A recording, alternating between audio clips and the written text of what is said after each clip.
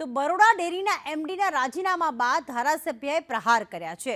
ધારાસભ્ય કેતન ઇનામદારે પ્રહાર કર્યા અને ખાસ એવું કહ્યું કે બરોડા ડેરીના એમડીએ જે રાજીનામું આપ્યું છે એ મુદ્દે તેમણે પ્રહાર કર્યા છે। ધારાસભ્યએ ગંભીર આક્ષેપ અહીંયા ક્યાંક એમડીની કામગીરી પર લગાવ્યા છે, એમના રાજીનામા પણ લગાવ્યા છે અને કહ્યું છે કે એમડીએ 10 દિવસમાં તપાસ પૂર્ણના આદેશ પણ આપી દીધા હતા અને ખાસ તપાસમાં શું બહાર આવ્યું છે તે હજી સુધી જાણી શકાયું નથી। બરોડા ડેરીમાં થતી ગેરરીતિનું આ ઉત્તમ ઉદાહરણ છે। તપાસમાં શું આવ્યું તે બહાર પાડ્યા પહેલા જ તેમણે રાજીનામું આપી દીધું।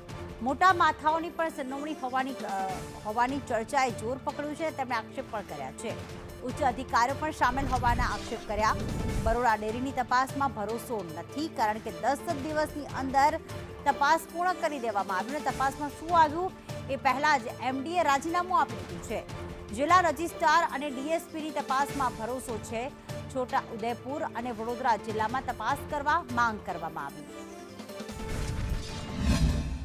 આજે બરોડા ડેરીના એમડી અજય જોશીએ જે રાજીનામું આપ્યું છે અને એ રાજીનામું આપવાનું કારણ પણ આપણે સૌને ખબર છે કે બરોડા ડેરીની અંદર થતી ગેરરીતિઓ અને એ જે ગેરરીતિઓ જે ધીરે ધીરે બહાર આવી રહી છે અને આપ જુઓ તો બરોડા ડેરીના એમડીએ તપાસ આપી હતી, તપાસના 10 દિવસનો ટાઈમ આપ્યો હતો।